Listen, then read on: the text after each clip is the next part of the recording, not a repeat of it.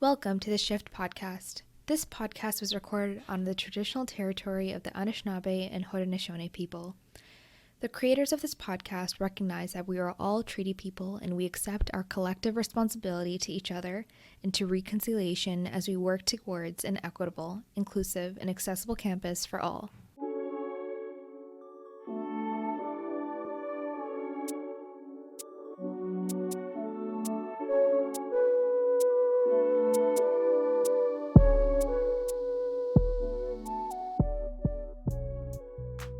On the Shift podcast, facilitated by the Student Experience Office, you will hear from students of diverse backgrounds about their lived experiences at Queen's, how these experiences are shaped by identity, their visions for a safer and more inclusive campus climate, and what needs to happen for there to be a meaningful and lasting culture shift.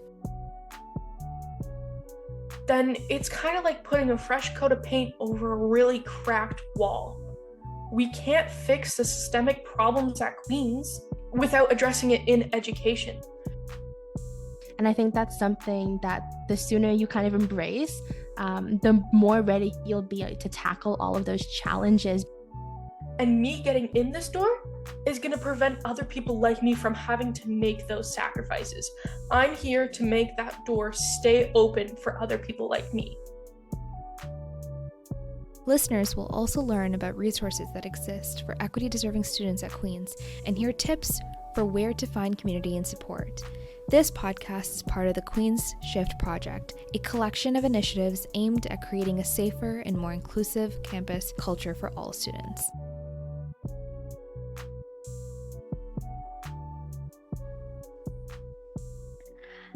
Hi, everyone. My name is Malika, and I am the host for the Shift podcast. Today's episodes, we have two very special guests, Mars and Tatyana. Let's get started.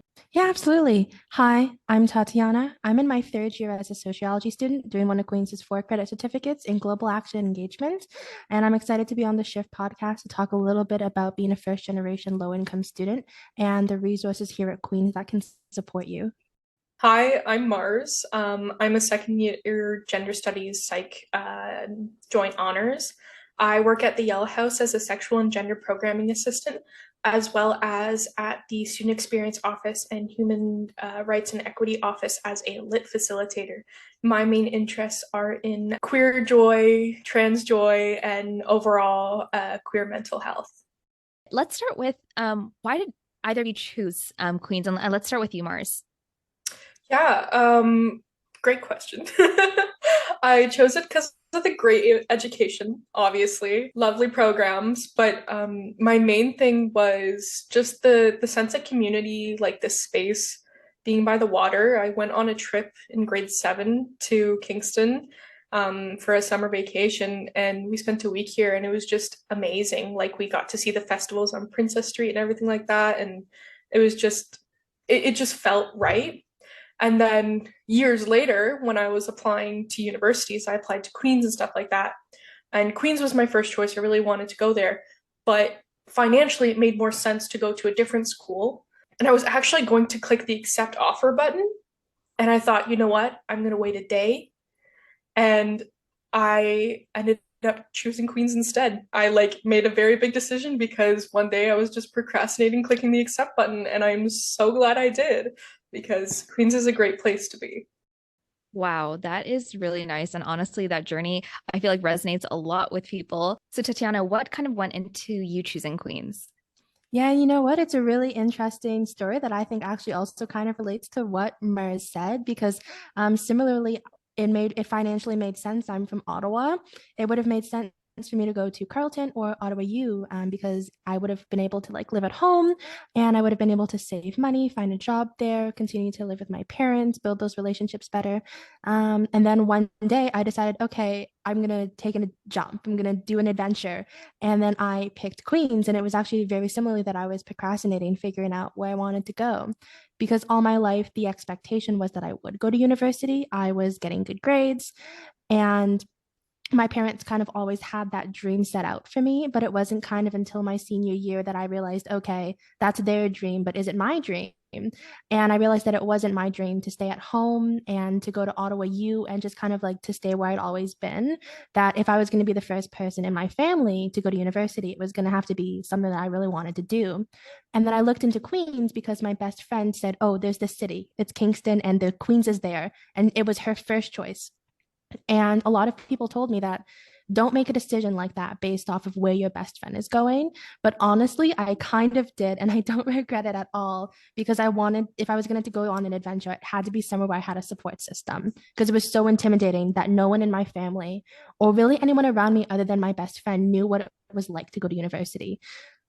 So I chose Queens in the end because I procrastinated clicking that button too of don't accept Carleton, don't accept Ottawa U. I picked Queens because I saw all these extracurricular opportunities and I've been super involved ever since then because I came here to kind of find my own place and figure out what my dream is. And I could not be happier, just as Mary said, like I don't regret it one bit. Yeah, honestly, I feel like a big factor with Queens is that it's not so much an educational institute. Well, it is obviously an educational institute, but it really has a very profound sense of community, which like in my small town, like we had somewhat of a community, we had festivals and stuff like that, but it didn't feel like a community back home. But here it feels like I really belong to a place. And I think that's one of the major appeals of Queens is it makes you feel like you belong in a certain space. 100%. So speaking on different communities, like, can you speak a little bit to what communities you found at Queens and how that kind of has shaped your experience? Yeah, so I mean, community at Queens, like obviously there's the general school spirit. It's a very spirited school. I know there's like Hoko and Foco and everything like that. But putting that aside, because I'm not as much into that as I am like more smaller groups on Queens campus, I found a really awesome, like, there's a lot of queer and trans support at Queens. Maybe not as much at first glance, but especially like being involved with Yellow House before I even worked in it. Things like trans solidarity swims, like trans connect nights, gender splendor, the group therapy things for trans students, and then just a bunch of like queer things. Like I run a queer art class, stuff like that. It makes you feel like you're in almost like a club, but it's a little bit more than that because you also get that sense of mental support, like mental health support. You know, there's resources there for you. And that made me, at least in my first year, before I even worked there, that made me feel really secure. And it made me feel really welcome and accepted at Queens. And like, um, I always make the joke that it's Queens for a reason because I found a bunch of gay friends, which makes me really happy because I kind of get to surround myself with people who are not only like me, but understand what I'm going through and stuff like that. And we've kind of made our own little safe haven because I know at first it was really daunting not having any queer friends or queer community that I'd really found. I mean, I found it quite soon, but even those first few weeks was really scary, especially when you exist as someone who um, is outside the gender binary, dresses outside the gender binary, expresses themselves outside the gender binary. It's really daunting just existing on like a day-to-day basis on campus. So I feel like the community there is welcoming for me at least.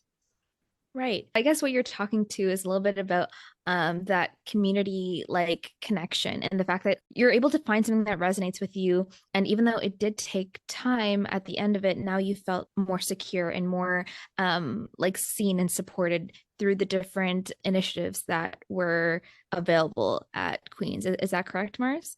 Yeah, for sure. And I think a big thing of it is it's scary to exist on campus, no matter who you are. You know, it's scary to exist in a place where there's a lot of people, it's busy, it's bustling, but to go out and still find your people and still find your community, I feel like that's brave. And by choosing joy in spite of fear, you know, it's a really brave act to exist as a trans queer person on campus. It's brave to exist as a person of color on campus, you know, because there's always going to be that fear, going to be that doubt. But when we find community and we find even just events that make us feel happy, safe, and included, you're choosing joy. Mm-hmm. Exactly. Tatyana, can you speak to a little bit more on the communities that you found at Queens and like how you found community through your different identities as well? Yeah, absolutely. So I think really similar to Mers, I love the way you put it in terms of being brave and kind of embracing your identity and not trying to change that because I think Queens at times can have a reputation about being a certain way and coming from a place of privilege for a lot of people. But then you come here and you realize, okay, maybe that's true in some spaces, but there's so many programs, some student run, some run by like staff members that really help you feel safe and feel included. And I think the biggest thing for me has been my involvement with the program we have here called Q Success. And what that program is that you get paired with a mentor and you meet them once a week for 1 hour every week for your entire first year. And I was a Q Success mentee. So when I was absolutely terrified and had 1,000 questions that I wasn't brave enough to ask because I didn't want who I perceived people coming from privilege to think I was stupid or that I hadn't done any research about university because I don't have any family who have done here and I don't know anyone who's had this experience. I didn't want to seem foolish. So I asked my mentor 1,001 questions every single meeting. And she never treated me the way I imagined I would be treated if I came out and like asked these questions. Even silly little questions like, oh, like, can you take a first year class in year two? What if I want to take more classes? What if I want to do this?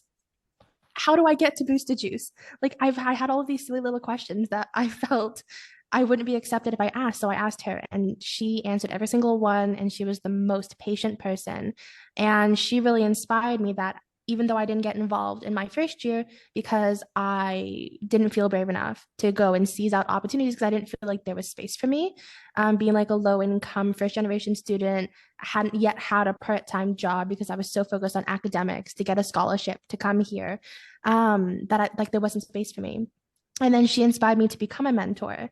And because she inspired me to do that, that experience as a mentor, helping people, connecting with my mentees, giving them the same support that I had, I really created a community of people who understand what it's like to have questions and to acknowledge that everyone has questions and it's okay to do so and it's okay to ask. And even if it feels silly, it's a brave thing to ask your simple questions because for a lot of our lives, I feel like we're told that we have to have the answers, right? And I think that's something that we feel really often. And the community that I've found in Q Success and branching out into other programs, working with the Student Experience Office with off-campus students, or giving presentations with SAS about like how to study, how to take notes. That's really helped me understand that everyone has questions, and it's come to a point where I answer their questions and kind of take on that leadership role that my mentor gave to me when I needed it most. And now I try and give that back to the community. That's really heartwarming, how you both talked about like not only how you sought out resources to find your community, but also how you've gone now given back to the communities that supported you at Queens. I'm going to backtrack a little bit. And you both talked a little bit on like how you felt that there was a lack of financial support and how finances in general were kind of a huge proponent in whether or not you amazing individuals were able to come to Queens. So, can you speak a little bit to not only financial challenges, but challenges in general that you feel like you had to endure and how that shaped your experience at Queens? I think when it comes to the largest challenges at Queens, it's building an identity you didn't think you were going to have to build. And that seems a little bit confusing. So let me elaborate a little bit on that. What does it mean to have an identity?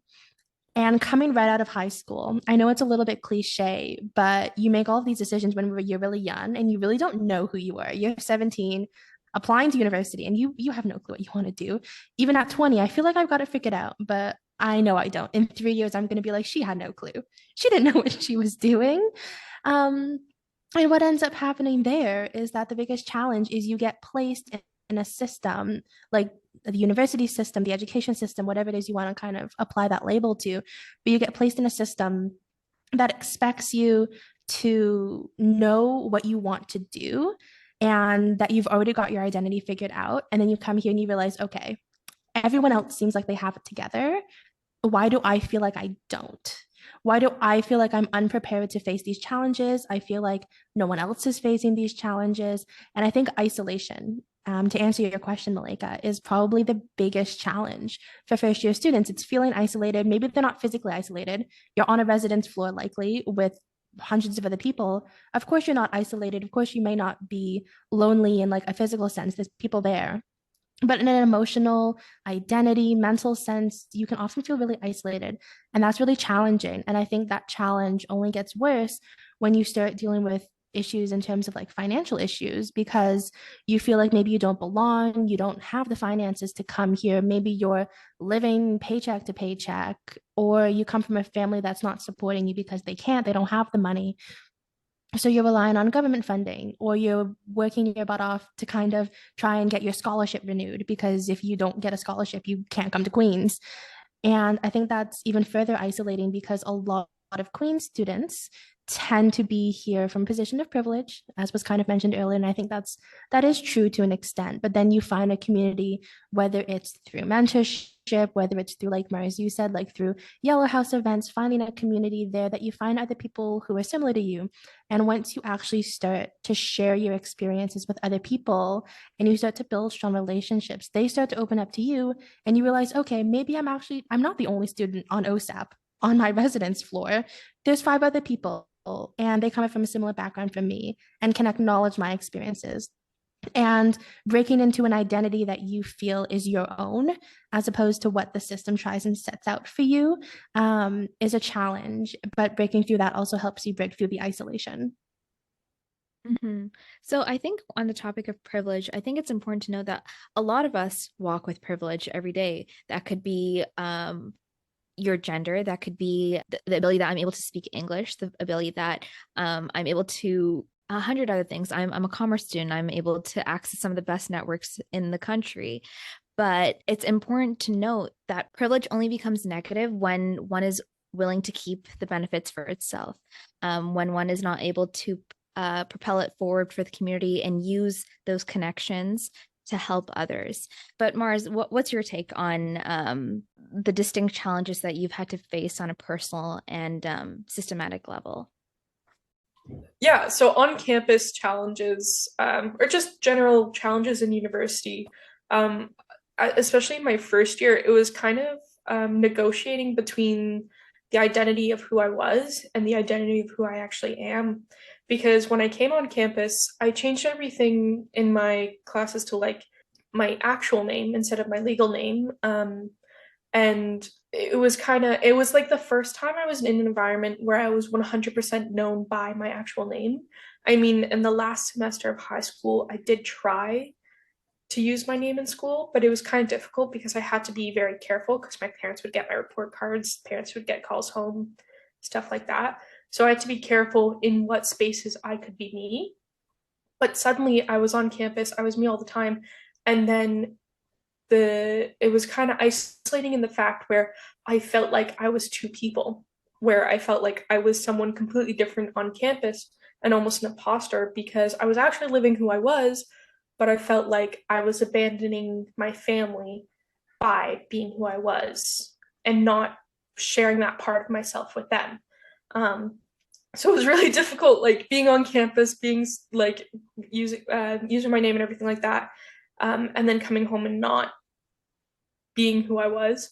But then also the fact that I was coming on campus and I was kind of facing some issues with like the way I dress, the way I don't know, hold myself, I guess. Or certain people don't like that apparently. And like I was dealing with like very homophobic cat calls and like getting called a slur on the way off the bus and stuff like that. Or just like in classes when I would share my pronouns, getting scoffed at, or like basically getting talked down to when I people learn that. It was really difficult to face. And so those are kind of like the isolating incidents where I'm like, oh, am I really supposed to be here? And not even just am I supposed to be here? Is it selfish of me to live life as who I am? Is it selfish of me to exist as Mars when it would be so much easier for everyone else if I just existed as who they perceived I was? But that's not healthy for me, obviously.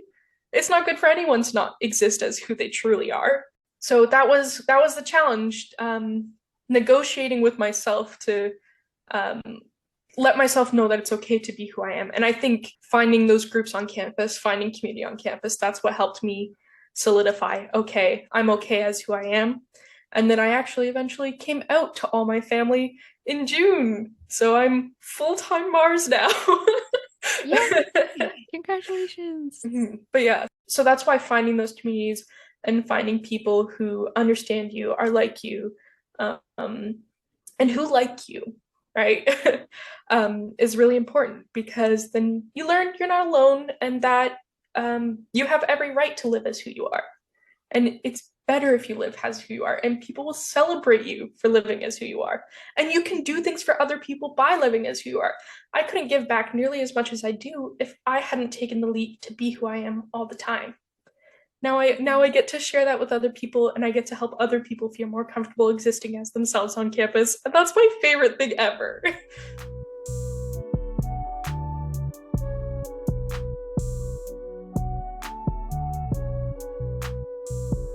You spoke a little bit on being able to be real Mars, not only how you introduce yourself, but also on documentation at Queen's. If you're comfortable, are you able to talk on how that process went?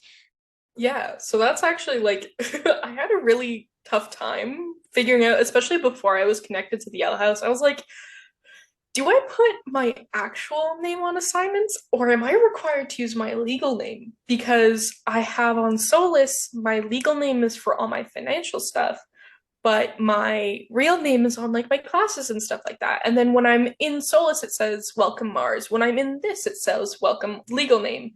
So it's really difficult keeping track. And then the biggest thing is I didn't think about it before I took my first exam. I sat down for my Bio 102 exam. They gave me the paper. I grabbed the pencil, and the first question is, what's your name? What do I put down on an exam paper?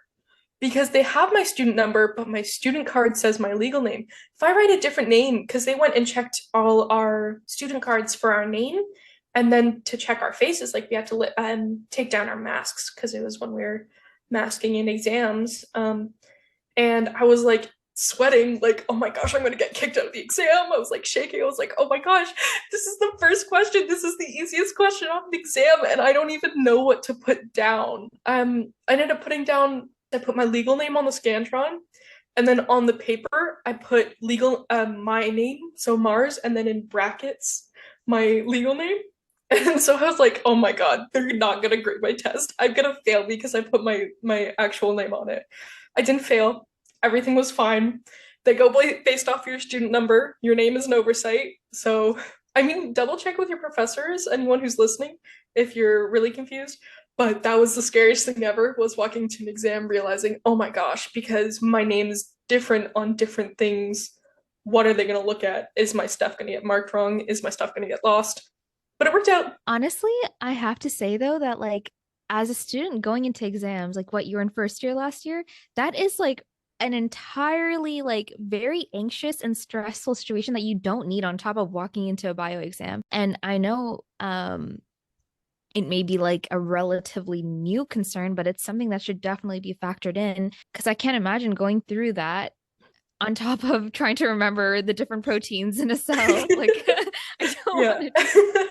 I really like all I wanted, like, honestly, the most helpful thing, if anyone who is listening to this is ever making forms, please specify legal or preferred name. That makes things so much easier. It's just two simple words, a choice between two words makes things so much easier because if you put legal name, I will put my legal name. If you put preferred name, I will put my preferred name. But if you just put name, I will stress about it for 30 minutes. So, Tatyana, you spoke a little bit on finding community in resources that were provided by Queens. Is there gaps that you found that you wish as a first year weren't there so that you could feel more at home at Queens? Yeah, I definitely think there was some. And I think one of the biggest gaps that I've found is that I've never truly found community or as much support as maybe I would like in the classroom. I think a lot of the support I've always found and loved has been outside of the academic classroom. It's been in services, in programs, etc. And I think the biggest gap in terms of support, especially for first years, is just the amount of questions and unknowns that you have. They can't all be answered by your TA or your professor. And there's this really big stigma, I know, in first year that like you'd never want to like email your professor or your TA because they're scary and they're like they don't seem as approachable. And it can be really terrifying to try and reach out to them, even with academic questions. So suddenly you find yourself turning to resources like SAS, so Student Academic Success Services, or maybe you have a question about the content and you reach out to a classmate instead of your TA because they're a little bit scary. And I think that experience is only enhanced if you feel like a marginalized student. What happens there is you really need to kind of fill in gaps with programs like Q Success Mentorship, or kind of, as Mara said, maybe having people who like make the forms or who are like creating those systems we're existing in, to have some forethought about like what do students need and what are they looking for. Like I know the Student Experience Office recently added a little summer course for first year students called Academics 101. And if I would have had that in my first year, maybe I did, maybe I just didn't see it, but I don't remember entirely. But that course, it answers so many of the questions that I was way too afraid to ask my professors in first year.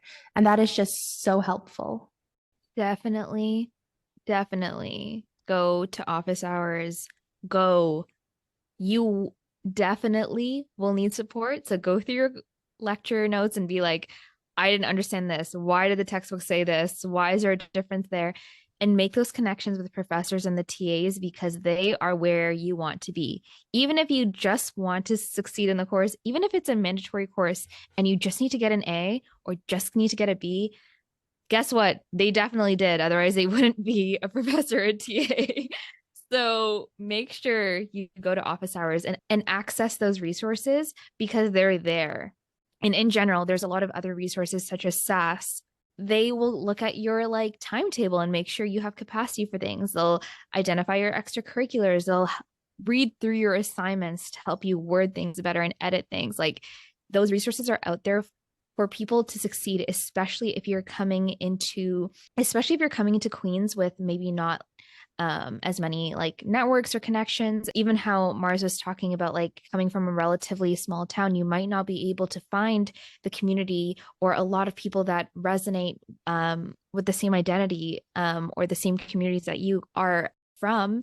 And the benefit of coming to a relatively diverse university or a large university is there's definitely people out there that have the same experiences or have gone through similar journeys when finding their identities or are in different places.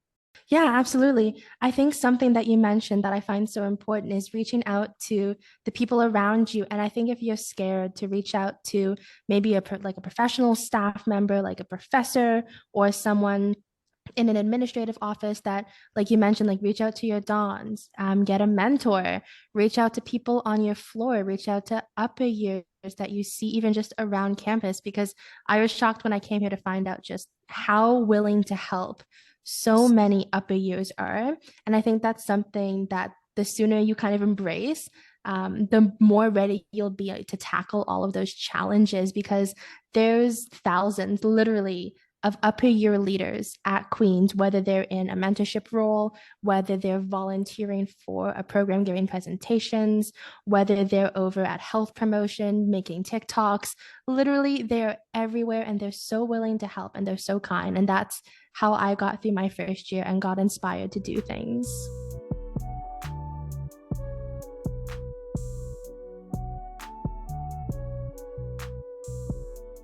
Also, to add on to the systemic barriers, really, um, like legal name versus actual name. Uh, Another issue is like the washroom situation. It's pretty good compared to other places. Like I know we have Us gender neutral folk have it pretty lucky here. We do have quite a few gender neutral washrooms, but the problem is like you literally have to look up an entire list just to find them.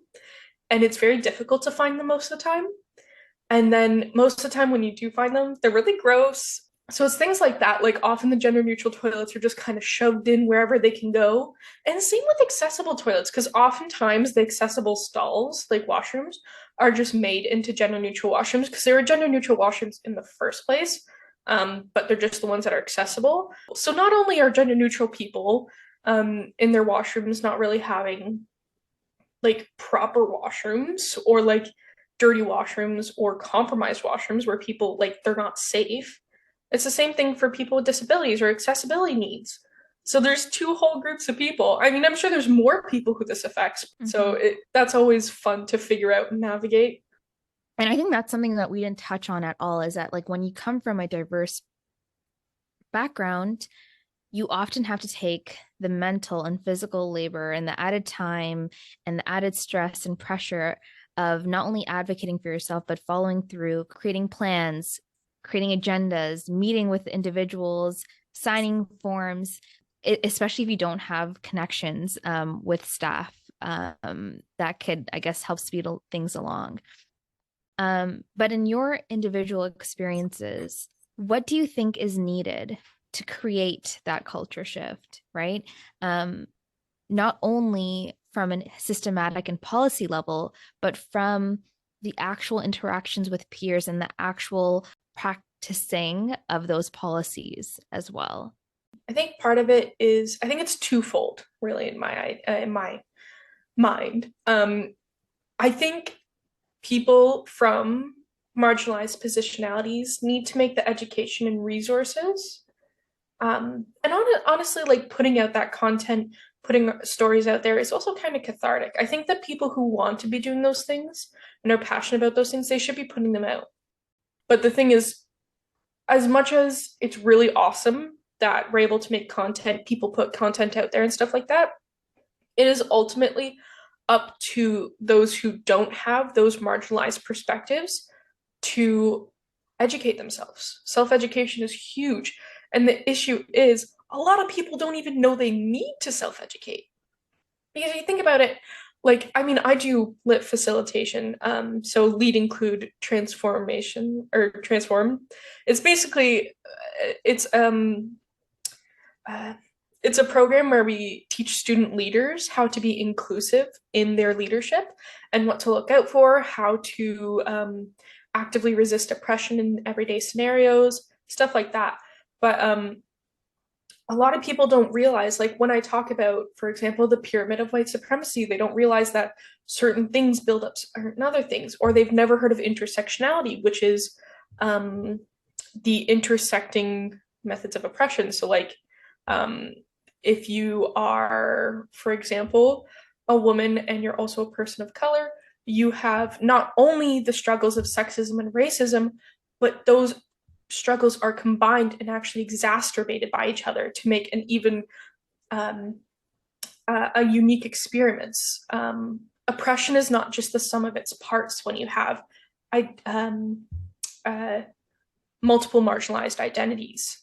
But another thing I had noticed, like just on a systemic level at Queen's about education, is we don't have mandated Indigenous studies classes.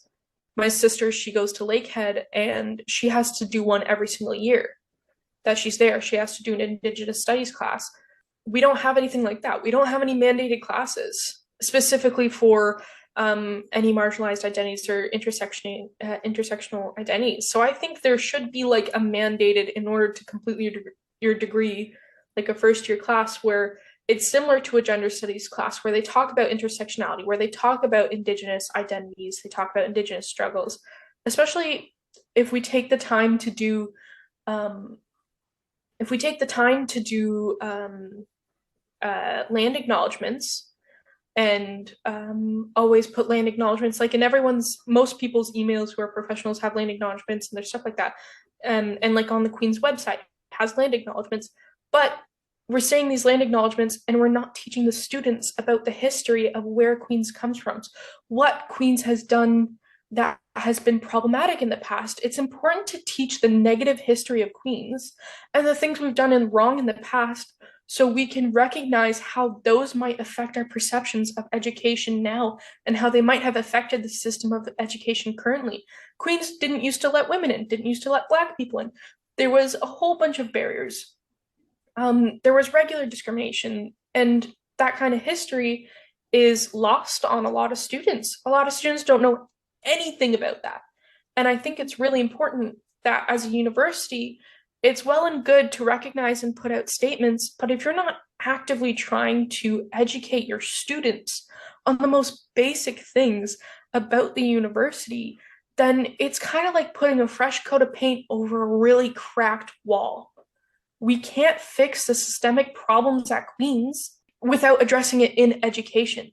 So I think a class at Queen's would be great, a mandatory class, because we're putting out teachers, we're putting out business people, we're putting out doctors, and we're not teaching them on intersectional issues, especially intersectional issues with Queen's history. 100%, I agree. Even like land acknowledgements, I take a reconciliation class. My professor is actually an Indigenous person, and she said that like the land acknowledgement is a like conversation starter on like making a personal acknowledgement of like the fact that like you're on someone's land. Like, what does that mean to you? Well, how are you using your privilege? Again, privilege only becomes negative when you're not using it for good. How are you using your privilege then to further reconciliation in your specific networks with your specific skill sets, right? What does that actually mean in practice? What opportunities are there to self-educate for students? And like not only how you said lit, which is for student leaders, but for the general student body.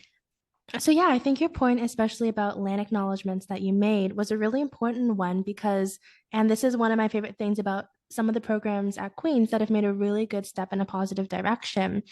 That taught me when I give land acknowledgements, whether I'm giving a presentation, sitting a meeting, whatever it be, that I have come to always end off my land acknowledgements. And I learned this from one of my upper year leaders in second year, that I always now end off with the words, and if you're not from Kingston, I encourage you to reflect on the land from which you're from.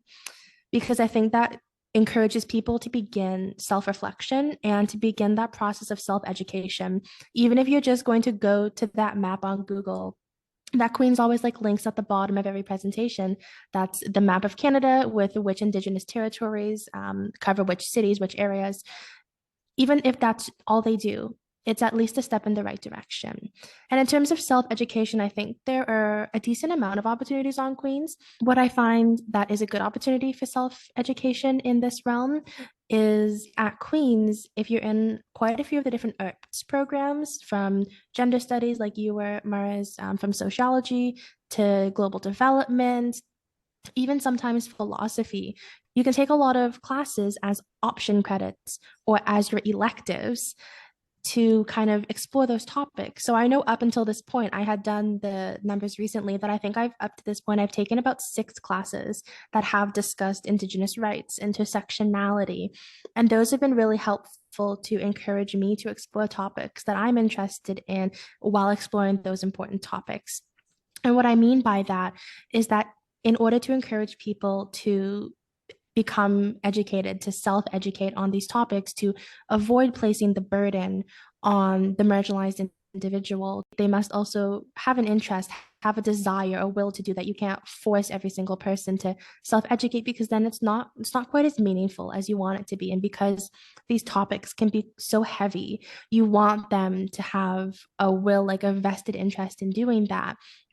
And so what happens in a lot of these classes is you'll be given assignments or you'll be given topics that are often like cumulative research projects, take-home exams that will ask you an open-ended question such as, okay, based on what we explored in this class, connect this to indigeneity or equity or diversity. And there's so many times in my classes where I thought, okay, I'm learning about, for example, most recently I did a project on legal aid. I would have never thought to connect Canadian legal aid to Indigenous populations, but I actually did my whole project on how legal aid affects Indigenous, Black, and Hispanic groups across Canada. And I would have never connected that if had I not explored those topics in class and then been given an assignment that allows me to explore my interest in connection with those ideas. And what these classes tend to do is they'll approach it in a really, what I find kind of clever way, is they'll teach these topics, and then hopefully a good number of students kind of get interested in a topic, whether it's related or not, but are able to extend those ideas into wider areas of interest. And what I love about that is that it also encourages us to stop braining topics such as indigeneity, LGBTQ plus identity, being a first generation student, kind of all of these intersecting identities, to stop only having those conversations when we're having conversations about those identities. For example, if we're going to have a conversation about government policy, about legal aid, about, I know a big one in the news recently was like sex ed in schools. Like, if we're going to have conversations about completely unrelated topics, we can still bring up those identities. We can still have conversations in relation to those identities about seemingly unrelated topics. Because once we start branching out and exploring those topics that seem unrelated, and start to bring identities into those larger discussions, we start to get more acknowledgement, more recognition for these issues. And it really starts to help people who may feel marginalized to actually feel seen, because we're not just talking about Indigenous rights when we're talking about Indigenous rights. We're talking about Indigenous rights when we're talking about legal aid or curriculums and whatever else it is we're talking about. Yeah, I love that point, honestly. I think that's a really big thing too, where if we bring marginalized identities into everyday discussions, especially surrounding healthcare, mental health, um, uh, police systems, like basic everyday things that we talk about, politics, if we bring those issues into there, then it also kind of normalizes them. It prevents, because a lot of the times we talk about this topic separately, which others, those groups and those identities, and it kind of makes you feel like it's a special topic. It doesn't really affect. It's like I don't know if you guys ever, well, at least in my experience, like I'd be in high school and people would like just teachers would mention like, oh, gay something or something like that, as if there weren't gay children in the room, as if no one was trans in the room. You don't know. You never know. And when politicians or policymakers have that same mindset where they don't acknowledge that there are diverse identities, then you'd get policies and education systems and all these things that kind of view you as an exception to the rule. Marginalized identities are not exceptions to the white cisgender um, upper middle class exception rule. Like, we're not exceptions. We are rounded members of society, and our needs should not be secondary thoughts. They should be included in the first discussion. They should not be amendments. They should be a part of it. Yes. And I absolutely love your point about how people are well-rounded individuals. And you would have explored this in first year gender studies, because I know I did, or even upper year gender studies. There's this concept created by Peggy McIntosh called the invisible knapsack.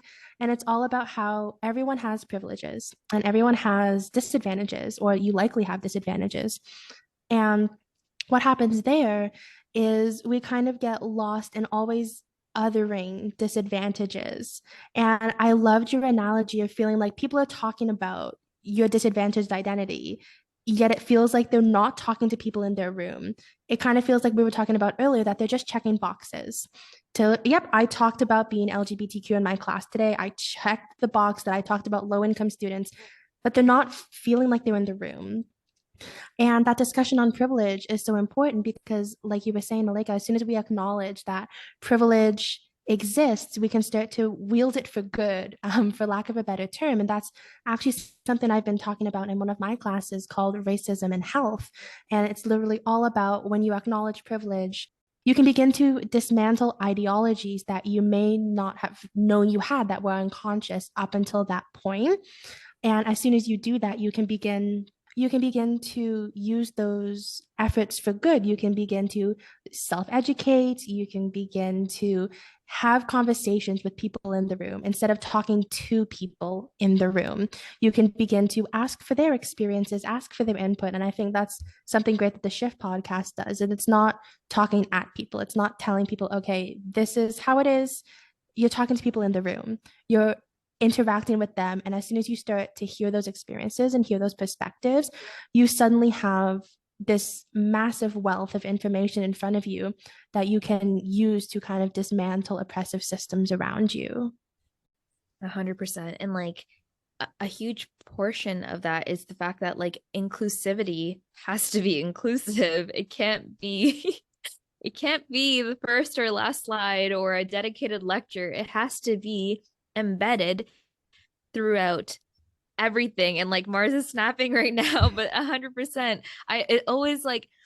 It always boggles my mind when people have a presentation and like the title is like EDII lens, and I'm like, no, it should have been throughout. Like, why are you now talking? Maybe it's good to highlight, reinforce parts of your plan. EDII and accessibility and indigeneity, those things should be embedded throughout decolonizing curriculum, being mindful of who's in the room, who's not in the room, and how do I make sure my language is inclusive. And so there's always room to learn, grow, and take actionable steps to create the difference that we want to live in. I'd also love to add about the idea of checkboxes. Checkboxes can also be so daunting when you're presented with them. For example, I don't know if you've ever filled out forms where it's like, okay, do you identify as this? How about this? How about this? And I know even sometimes employment at Queens will ask you, okay, fill out this survey. We're tracking equity data. And it's asked, okay, do you identify as a woman? Do you identify as a person with a disability? Do you identify with a marginalized sexual orientation, a marginalized racial group? And I'm always so intimidated and a little bit terrified by filling out those forms and labeling myself as such, because I don't know how that's going to affect me. So, for example, I know when I first applied to have a job, it gave me that survey. And the very first question on that equity survey is, would you like us to have this survey for the appointment process, i.e. for the hiring process, or would you just like us to have this survey for statistical purposes?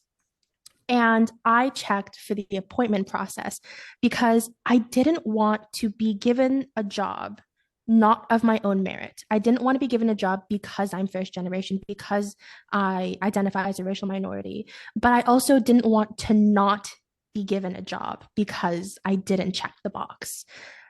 Yeah, checking off that box is very intimidating, but people are always going to have something to say about how you got there. You actually deal with how Mars was saying the intersectional identities, the obstacles that specific identity faces. That's why you check the box, because other people don't have to check that box. You know what I mean? Like when I got into commerce, it was a 4% acceptance rate. And it was a known fact within my school that I only got there because I meet that diversity quota.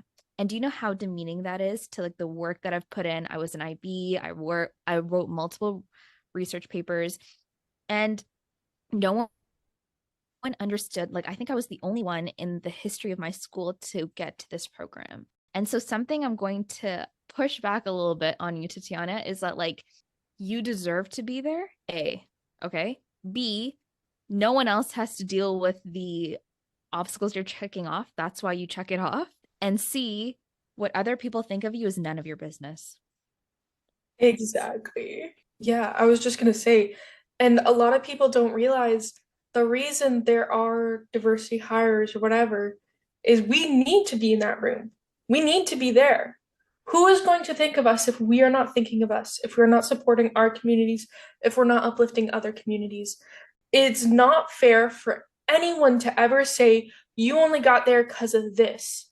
For me to get in this door took a lot of sacrifice you didn't see, and me getting in this door is going to prevent other people like me from having to make those sacrifices.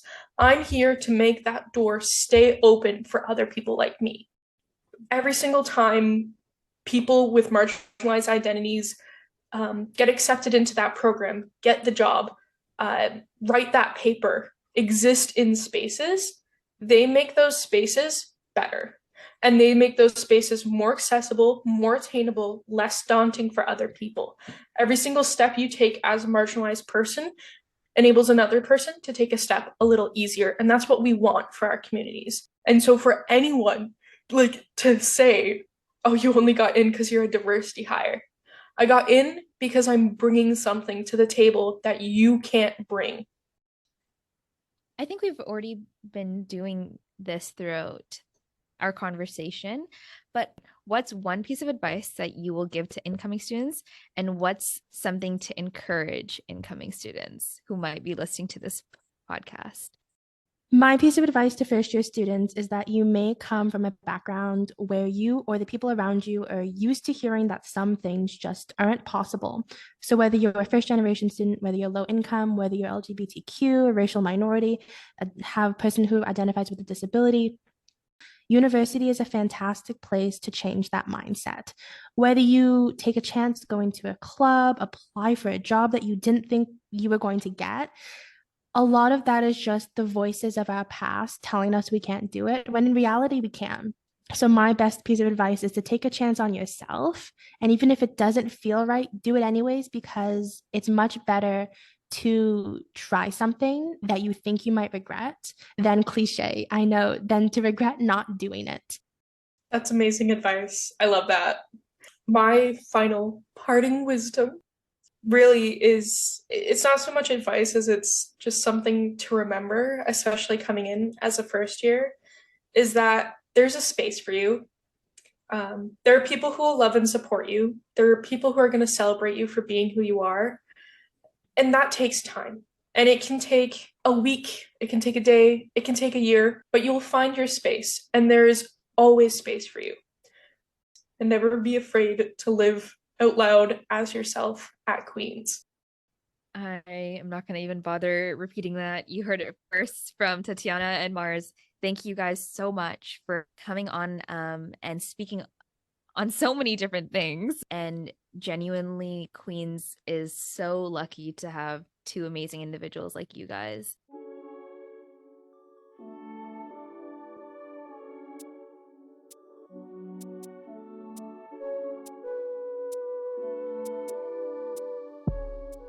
Thank you for listening to this episode of the Shift Podcast. For a list of all the resources mentioned in this episode, please visit the Shift Podcast website at queensu.ca/campus wellness project/shift-podcast.